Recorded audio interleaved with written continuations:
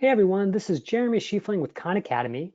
Super excited to be joining you this evening for our session on getting started with remote learning.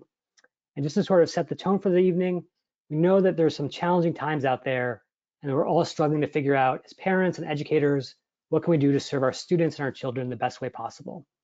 And so with that in mind, I just want to give you a sense of who's going to be sharing their stories with you tonight and then what you can do next.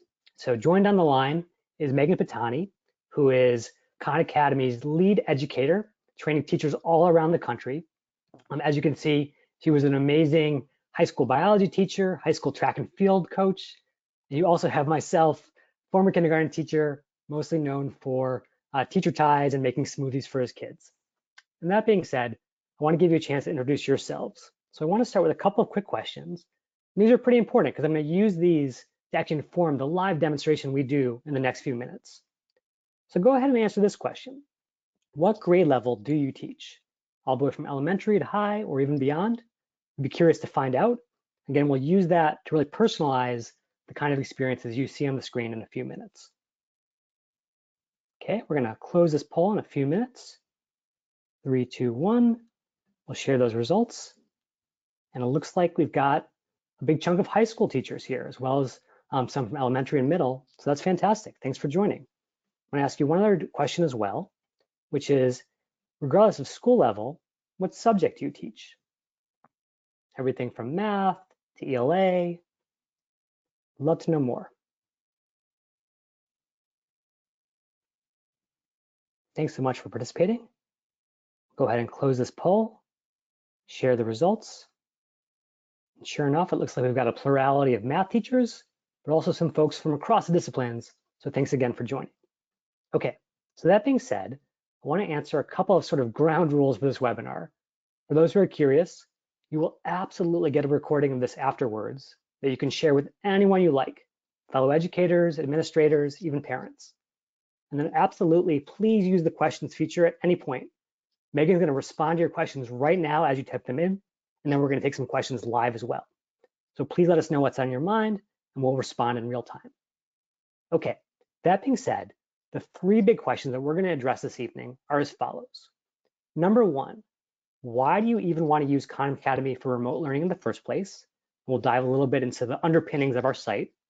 Number 2, how can you use Khan Academy to make remote learning as effective as possible? We know you've got this big challenge in front of you. We want to give you all the tools and resources to be as successful as you can. And then third and finally, what else is on your mind? How can we help as you sort of face this next step in preparing your students for success? So that being said, I want to start with this beginning question of why use Khan Academy for remote learning. And the reason I've chosen these images on the screen, which take you back to the very early days of Khan Academy, as Sal Khan himself was building it out a decade ago, is that even though we often associate Khan Academy with the classroom today, at its very beginning, everything on Khan Academy was remote. Sal was sitting in his closet, as you can see, creating the videos, creating the content that became the first lessons on Khan Academy. And the result is, because that's always been part of our DNA, even as we've moved into the classroom, you can be sure of 2 things. Number 1, Khan Academy is for learners who are learning anytime. You don't have to be working at the same time as students. They can respond to the specific skills you want them to practice. They get instant feedback as soon as they do, and you always keep tabs on how your students are doing. And then number 2, no matter where you are, no matter where your learners are, Khan Academy can bring you together. Students don't even need a computer. They can now access Khan Academy on smartphones using our app or the mobile website. And in addition, our content is available in over 40 languages. And as a nonprofit, it's all free for you, all free for your students. So that's why Khan Academy is sort of uniquely built for this moment, because this is the moment that we came from. Okay, so now the most important question. How can you use Khan Academy to drive great remote learning for your students? So to make this really come alive, I'm going to use some of those recommendations that you just gave, and I'm going to put them to use live on the screen for your benefit. So I'm going to go into split screen mode here. And what you see on the right-hand side is actually the live Khan Academy site, the same way you see it if you log in at khanacademy.org. So the question that teachers often ask is, how do I even get started? How do I get my students enrolled? So if you want to do that, all you have to do is come over here. And a lot of folks said, hey, I'm a high school math teacher. So maybe you're teaching algebra.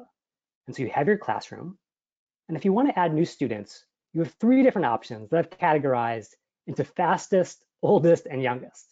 And to explain what that means, I'm going to come over here to the admin section and then down to students. And under students, you're going to see this link to add new students. And when you do that, you get the exact same option that you see there on the slide. Do you want to use Google Classroom? Do you want students to join with a class link? Or do you want to actually enroll your students yourself? So the reason I say Google Classroom is the fastest is that if you already have a Google Classroom account, all you have to do is connect that and then import your students right away. And you're all set and they're there in Khan Academy. So that is definitely the fastest way to get started. But if you don't have Google Classroom and you do have older students, maybe middle school or high school, you can absolutely have them join themselves really quickly. All you have to do is click that button, students join with the class link, and you get a custom code that you can put on your whiteboard, on a screen, on an email, where they can just join and be logged into your classroom right away. And if you actually download the handout that I've included here in the GoToWebinar panel, you can actually get a special handout or slide to give to your students with that information. And what it has at the very end is your unique class code, which identifies your class from every other one on Khan Academy. And then finally, for your very youngest students, for the elementary teachers out there, you can actually create your students' accounts on your own very quickly. All you have to do is type in their names, and then voila, Khan Academy does 2 things for you. Number 1 is it generates a unique username, and number 2 is it generates a unique password. And then if you create those accounts, you can actually download all that information and then print it off for your students, give handouts for your students, have them take it home, and they're ready to go. So those are the 3 options to get started, from fastest all the way to oldest and youngest students. So that being said, as a former teacher myself, I can't resist the opportunity to give you a little pop quiz. So quick question for everyone out there, where can you find your class code? Is it located under course mastery, under assignments, or under settings? Which of those 3 areas on your classroom dashboard are going to take you to your class code? Thank you for everyone for weighing in very quickly here. This is awesome. We've got almost 400 folks around the country sharing their feedback, and we'll go ahead and close this poll and share the results. And so you're absolutely right. Settings is where you want to go. And just to recap that, if you come back here to your classroom page, you're skipping past course mastery, past assignments, and you come to the admin section. And you can find your class code in your students area right over here, or in your settings field right over here. That's always where you're going to find your class code. Okay, so next section. Once your students are enrolled, how do you get them prepared? What we're going to recommend is if you have the ability to work with your students now before a school closure event, you're going to have the best chance to really get students comfortable with the platform and familiar with the routines associated with it. So we highly recommend that you start by assigning just a simple skill to practice so they understand the basic mechanics of Khan Academy and they feel confident and in charge when they use it at home. That being said, we really recommend that you add yourself to your own class so you can try it too. Because as important as your students practice, we've seen time and again, the most successful educators with Khan Academy are the ones who feel confident about themselves and who include themselves in the experience.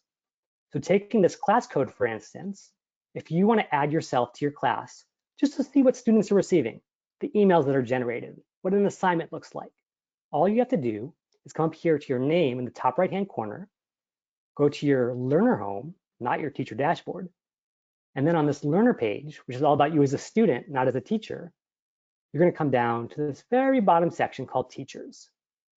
And all you have to do is plug in your class code and you can join your very own class. Now you'll see everything the same way that students do, so you can know before you make an assignment, everything is the way that you want it. And that's how you join your class. Now the other thing is a little bit less technical, and that is not only should students be familiar with Khan Academy, but they should feel ready for success in general. And so I think there are a couple things you can do today to really make sure they're set up for success tomorrow. Number 1, do students have their login information handy? If you download the handout that I've attached here, I have a simple worksheet that you can print off and hand out to your students where they can write down that information, including the login address, so they have that or can even share that with their parents. That's the first step, of course. For your older students who may have their own smartphones or devices, let them know that they can access Khan Academy not just through a computer, but also through the Khan Academy app on iOS or Android. And if you have younger students, maybe they don't even have a computer at home and you're worried about equity issues, let them know that they can also access Khan Academy on their parent's smart device, even if they go to the mobile website or if they want to download the app. So another option to make sure all of your students are served, all of your students have access. And then finally, Megan really reiterated this to me before this conversation tonight, which is you want to have a lifeline to your students. So when Megan was teaching in Connecticut during the time of Hurricane Sandy, she made sure that she had a clear line of communication to her kids using an LMS or an app like Class Dojo or Remind, or even just email. And so make sure that you have that set up in advance. Students know where to receive information from you. And then also know that Khan Academy will assist you by sending notifications to your students. So if they have the app or if they have access to email, they'll be notified that they have an assignment or course mastery goal, and that'll keep them moving towards the right goal. Okay, that being said, I want to ask a little pop quiz just to see if everyone sort of caught that important pro tip about adding yourself to your class. If you want to add yourself to your own class on Khan Academy, do you do that by going to your student roster, by going to your learner dashboard, or by going to the Students tab of your homepage? Just to check for understanding here. Old teacher habits die hard. So thanks for everyone for voting across the country so quickly. I'll go ahead and close the poll, share the results. And voila, you nailed it. Again, you leave the sort of cozy confines of your teacher dashboard and come over to Learner Home. And there, under the teacher section, you can add your class code and join your own class and see exactly what your students see. Okay, nicely done. So just two final sections, and then we're going to open it up for some live Q&A. So once you have your students enrolled, once you have them set up for success, how do you get the communication going? How do you get assignments flowing? Well, to set up assignments, which is sort of the basic functionality of Khan Academy, all you have to do is come back to your teacher dashboard, come into your class. So again, sort of putting ourselves in the shoes of high school math teachers everywhere. So maybe you're teaching algebra, maybe you're teaching pre-calc, and you come over here to the assignments tab. Specifically, you click assign, and then you have your entire curriculum laid out for you. So maybe you chose a couple of different courses, pre-algebra, algebra 1, maybe even a little bit of early math. In this case, let's go to algebra 1 and say, hey, right now we're in the quadratic section of the year. So let's dig in there and say, I specifically want my students to watch a polynomials video and do an exercise on polynomials sort of at an introductory level. And if you want to check those out yourself, all you have to do is click on them. So by clicking on the exercise, you can instantly see the total database of questions that students will be faced with. And once you've checked that out and it feels good to you, you can close that tab and click the assign button. And the nice thing about assignments is just like an assignment in class, you choose the due date, the due time, and you choose the specific students. You can have all students work on the same thing, or if you're ready to do a little differentiation, focus on the students who really need a little bit of remedial work and folks who are ready to move ahead, you can choose that as well. And then lastly, as you see here on the screen, there is this pro tip, which is if you really want to make sure that everyone has a different experience, you can do that. But there is an advantage to giving the same questions to all students, which you're about to see on the next slide. Either way, you make your choice and you click the assign button. And now that assignment goes out to the students, they're notified and they're off to the races. So that's getting an assignment started. But how do you review progress? How do you sort of close that feedback loop with how the students are doing? So if you come over to the scores tab right beneath assign, you can now see the results that are coming in from all these assignments. On a student level, which is nice to know that your students are actually getting your assignments, completing them, understand how they're performing, but you can actually dig into the assignment itself and figure out how they did question by question across your student body. And the reason I shared that pro tip of having a shared set of questions is that let's say you're in a situation where you're able to do a video conference with your students for 30 minutes a day, and you can share your screen using something like Zoom or Google Hangouts. Well, what you can do is you can actually go through those questions and point out, aha, there's clearly a misunderstanding here. We're seeing a pattern where a lot of students are missing the same thing. Let me actually correct that misunderstanding at the root. And you can actually draw right on the screen if you want to, and even give students hints to give them a sense of how they can sort of scaffold all the way up to the right answer. And that way, even if you're not directly connected with students, you can have that same level of feedback, that same level of guidance that characterizes the best teachers anywhere. So that's how you get assignments going. Now, one pop quiz for you here is, do you have to assign the same exercise to all students? So think about this question for a second. Is it mandatory to give the same assignment to every single student, or can you differentiate? Can you spread it around? I know this is an easy one. We just talked about it.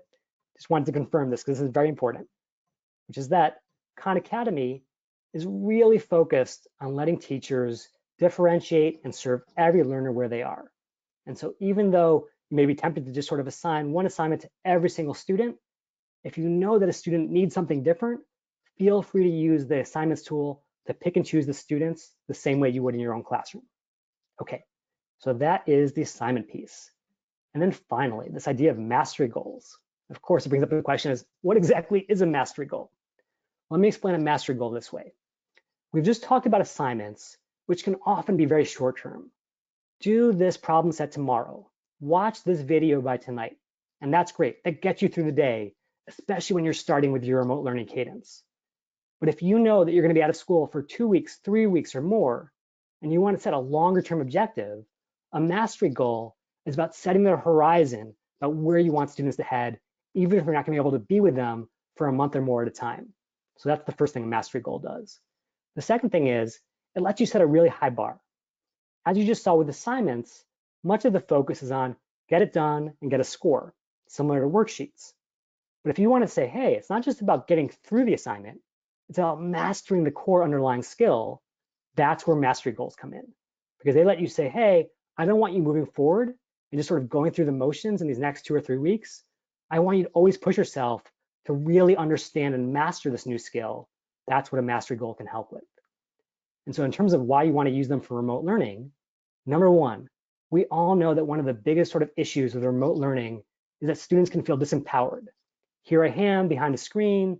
I'm not able to connect with my teacher as directly. Maybe I'm just going through the motions. Whereas a mastery goal lets a student work as fast or as slowly as they need to ultimately master those key skills. They're the driver of their destiny. They have that level of empowerment. And then number two, when students do come back to school, you don't want to have wide gaps because students were going really quickly through your online assignments. Instead, you want to make sure you fill in those foundational gaps. And mastery goals really drive students toward that level of understanding before they move on. So how do you assign mastery goals in your classroom? Well, to come back to our teacher dashboard here, we're going to go from assignments to the course mastery tab, and we're going to click placement.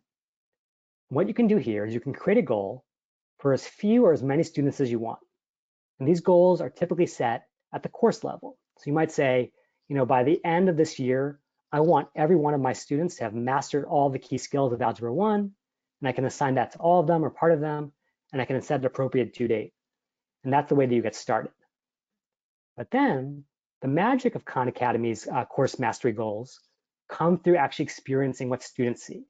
So again, if you ever want to see what it looks like on the student side, you come back to your name menu at the very top right-hand corner, you go to Learner Home, and then you come over here to Course Mastery. You can see exactly what the goal looks like on the student side, and you can see what it looks like as they click in and go through mastering their skills. And again, when you talk about empowerment, so much of it is about understanding what you've accomplished. And this really gives students a clear sense of what have I mastered, what do I still have left to work on. And then finally, as you want to check that progress yourself as a teacher, you come back to your teacher dashboard, which you can always do just by clicking the Khan Academy logo at the very top of the screen. You come into your desired class, and then instead of clicking the placement tab, you click the progress tab. And here you can really dig in to course mastery at an entire course level, as well as at a unit level. So for example, if you assigned a course mastery goal, but you want to understand how students are doing with variables, you can find out that, we have some students who have really mastered them, which is awesome.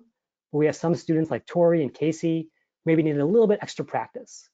And you can actually click the assign button and assign that practice just to the right student to give them a helping hand, even from afar, to make sure they have everything they need to be successful and are constantly pushing towards that high bar of mastery.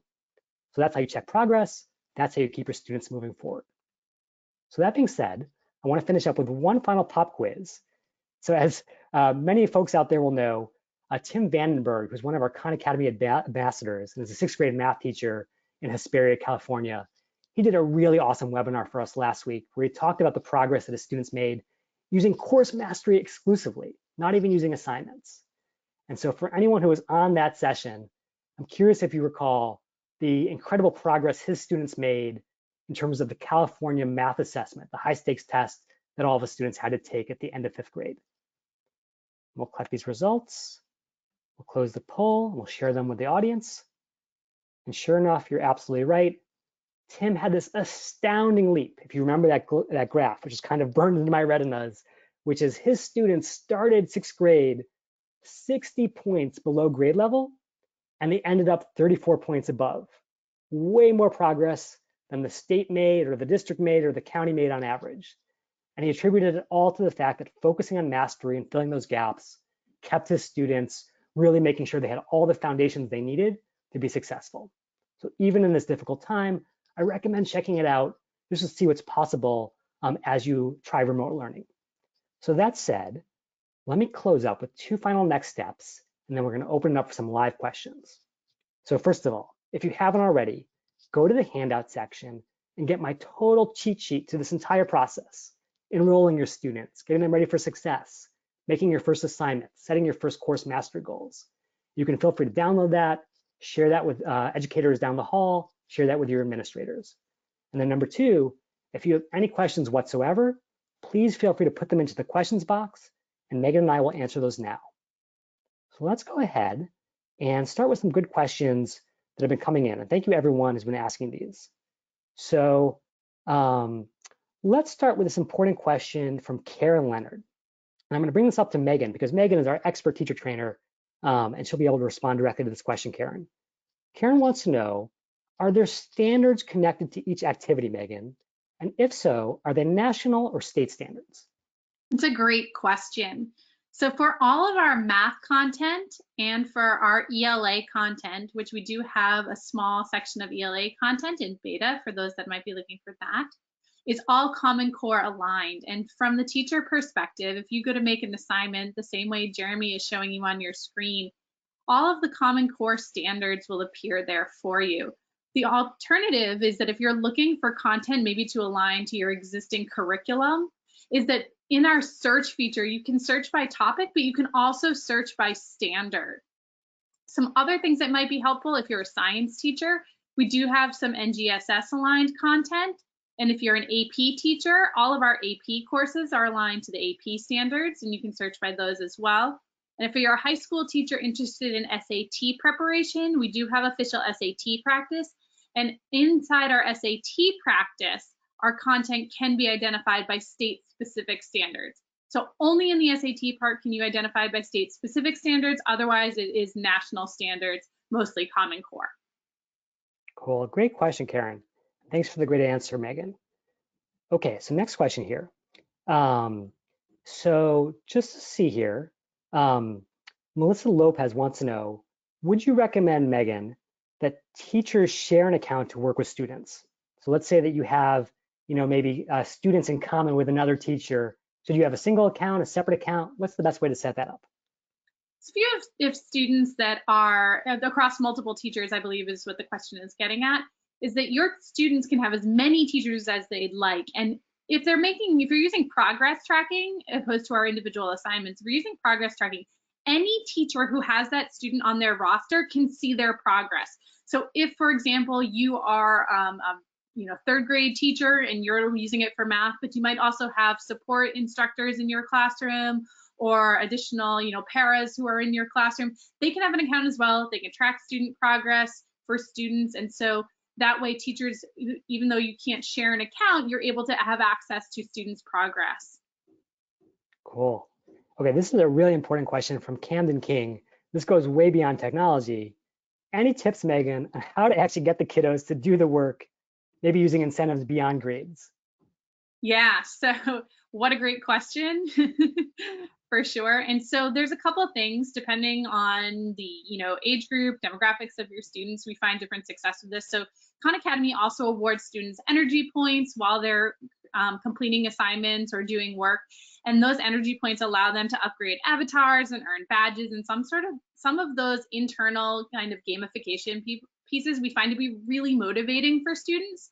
On top of that, we find that teachers like to track overall progress and provide incentives around that. Some of them can be as simple as we have printable certificates on the site that show you, oh, you mastered 5 skills, or you've really gone ahead. Or some teachers create their own, you completed all of first grade, that's amazing, and just recognize on that. Whereas other teachers, start to say, if you make X amount of progress, we'll award the class with, some sort of prizes, which might be a little bit challenging as we think about remote learning. But I know that some teachers will, send, again, digital recognition, either in a certificate or, some teachers really go all the way to Amazon gift cards. I'm not encouraging that. It's just something we've seen in real classrooms, but ways to recognize student progress. Cool. I've seen a couple questions here about K through 2 or even preschool. I do want to call out Khan Academy for Kids, which is our sister program that's all focused on ages 2 to 6 and helping them really sort of build the foundations for number sense and for reading and language arts. And so if you're interested in that, that's a free app that you can download on iOS or Android. So definitely check out the Khan Kids app, as you can see right here. Sort of going along with that question, Megan, Tina Luffman asks, does Khan Academy have any reading lessons, or is this really just for math? It's not just for math, which I think that's a common misconception, is that we did start with math, but Khan Academy offers math, science and engineering, computer science, arts, humanities, economics. We're partnered with College Board, as I mentioned, and we have free official SAT practice along with a fair amount of AP content, including things AP Computer Science Principles, AP US History, AP Biology is just getting a revamp. So there's plenty of content beyond math. Our ELA content is just in its early development. And so if you are an English language arts teacher and you're looking for some content, we do have some. And we would love to get your feedback on that as well as we think about developing that further. And if you have early learners, as Jeremy mentioned, we do have the Khan Academy Kids app, which is focused on both early literacy and early numeracy, along with social emotional learning. So if you have kiddos that are in that 2 to 7 age range, we just published all of first grade content last week. Very exciting for us. So if you're looking for that type of content, I highly encourage you to look at the Khan Academy Kids app, which has a much more robust language and reading component. Awesome. Moreno asked a really interesting question, which is, obviously for a lot of students, even if they don't have internet access themselves, they might have it through a parent's smartphone or through the library. But if there's just no internet access available, what would we recommend in that case, Megan? Yeah, it's a really tricky one. And we do deal with this with some of the students. We do work with school districts all over the US, which obviously, every school, every district has their own accessibility concerns. And so one thing I will say is that everything, as Jeremy so kindly pointed out, everything that's available to students on the website is available to them through the app. And so even if they only have access to a smartphone, they can access the full content library, all of their assignments from you. All of that is still available. And so we find that a lot of students might at least have access to a smartphone for even a small part of their week. And so that is one thing we do see leveraged quite a bit. If they have no access at all, there is an option that if you look at our help center, how do I help students who have no internet access? We do have a partnership with an organization called Learning Equality, and they have an option where a student can download content and access it offline. However, they would still need a device in order to do that, to get the content. We don't offer printouts of all our exercises, but as Jeremy's showing you on the screen, if you look in our help center and you find there again, Calibri, which is a part of Learning Equality, they do offer an ability to download Khan Academy and other content. They're not exclusively for us. And so that students can access that offline. And we do see that used quite a bit, mostly outside the US, but inside the US in a few locations as well. Fantastic. And let's just close with one final question, which is, you mentioned those certificates. How would a teacher go about getting access to those, Megan, as well as any other teacher resources that we're developing? Great question. So once you log into Khan Academy and you're dropped into your teacher dashboard, there's a place for you, and Jeremy, I believe, is going to navigate to us right there, called Resources. It's that tab that Jeremy's hovering over. And there you can see Getting Started with Teacher Training. We have some teacher training options there, including a welcome guide and some videos that show how teachers have been using Khan Academy. There's also some additional resources when you go into that, and you'll find resources for parents. There's some out of school program suggestions. I know I used to work with Boys and Girls Club of America quite a bit, and they would use it in some of their after school programs. All of those types of things like certificates and printables, you can find them there.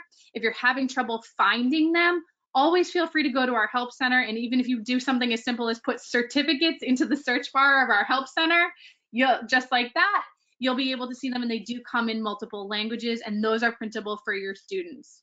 So Great. Okay, so let's end it there, Megan.